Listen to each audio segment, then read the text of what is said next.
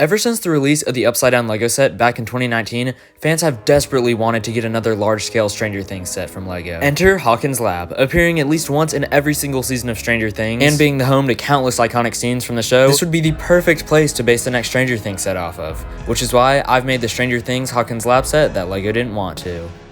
The first character in this set is, fittingly enough, one. He uses the Captain America hairpiece in blonde, and he has a smiling facial expression. He has 2 pockets on his torso, along with some gray buttons, and he has a black belt with a gold buckle. He also has 2 black shoes and 2 pockets on his legs. Finally, he has an alternative facial expression from when Eleven sends him to the Upside Down and he gets transformed into Vecna. Next is Dr. Brenner, who was done by Jaleel Briggs, who actually helped out with a ton of the figures in the set. So huge thanks to him. Make sure to check him out after this video. Anyways, Brenner uses the dog trainer hairpiece in white, and he has a serious facial expression. He's wearing a gray suit and he has a tie underneath, as well as some black shoes. Now we have Hopper, and this outfit specifically is from when he breaks into the lab in season 1. He uses the receding hairline hairpiece in brown, and he has a determined facial expression. He's wearing a brown jacket, and underneath it is a blue shirt, and he has some dark blue jeans.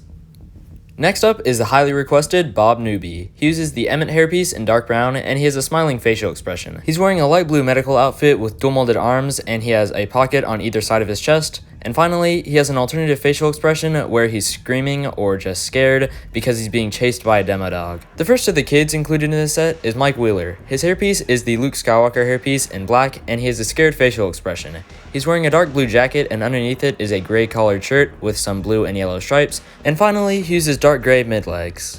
I included 3 demo dogs in this set, the first of which is an olive green color, so it could potentially be Dart, and the other 2 are just light gray. Y'all always seem to love my demo dogs, so I haven't really changed up the builds from my other sets because I just think they're perfect. Moving on to the main build, starting with the first floor, we can see the entrance has a couple of glass doors that lead into the lobby on the inside. There's a small waiting room with some sand blue chairs, and on the wall is a picture of a satellite.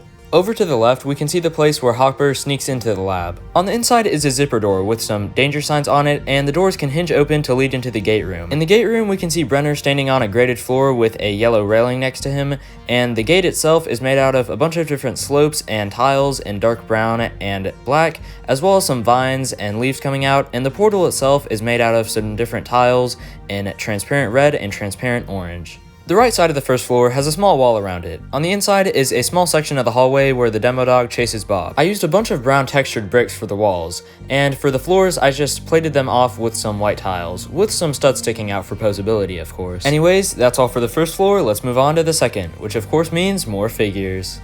This set includes a few test subjects, and the first of which is of course Eleven. She uses the Finn hairpiece in brown, and she has a smiling facial expression. She's wearing a white gown with some circles in gray and black. She has dual molded arms and bare feet, as well as an alternative facial expression where she's facing off against Henry.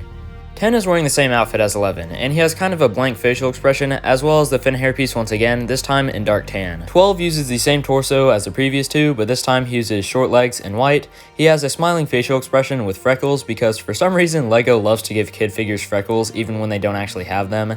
And finally, his hairpiece is the Finn hairpiece in brown. The last of the MK Ultra test subjects is 2, 11's main bully. I didn't want all the test subjects to be wearing the same outfit, so I decided to give him the gray outfit from episode 6. He once again uses the Finn hairpiece, this time in dark brown. He has an annoyed facial expression, and he has an alternative facial expression with the white blindfold on. The next 2 figures are once again done by Jaleel Briggs, the first one being Nancy Wheeler. She uses the Starlight hairpiece in brown, and she has a confused facial expression.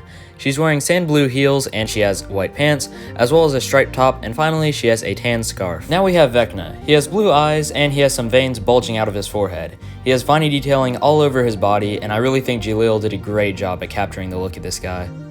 Since the second and third floor of the lab are pretty much identical, there's no point in showing them separately, so here's a full shot of the exterior of the lab. I used some 8x8 graded floor pieces and some tiles for the walls, a technique that I saw in a similar build done by Kaiju Builds. Anyways, moving along to the interior, one room that I of course had to include is the Rainbow Room, where all the test subjects play in their free time. Here we can see that 12 is playing with some blocks inspired by the LEGO teaser, and I used some red Minecraft heads for this. And then over in the left corner you can see a table with a chess set on it. This room also has a pretty cool feature similar to that of the recent Sanctum Sanctorum. You can swap out the walls and either have a normal mirror or a broken mirror after 11 throws Henry through it. Anyways, to the left is the training room. You can see here that there are the 2 circles that the subjects must stand in when they're doing their 1v1s in episode 6, and then over in the back is the ring of lights from episode 5, where they must use their powers to light up one of the lights.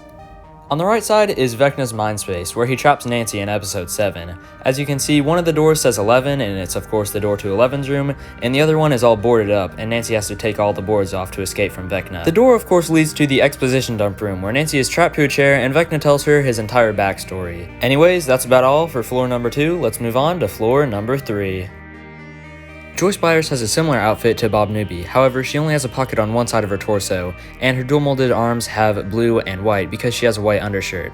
She also uses the Hermione Granger hairpiece in brown, and she has a smiling facial expression as well as an alternative angry facial expression. Will Byers uses the bowl cut hairpiece in brown, and he has a nonchalant facial expression. He's wearing a blue hospital gown with blue polka dots all over, and he has dual molded arms as well as bare feet. The last character in this set is Dr. Owens. He uses the Finn hairpiece from Rise of Skywalker in light gray, and he has a confused facial expression. He's wearing a white lab coat, and underneath it is a blue vest and a red tie, and finally he uses gray legs.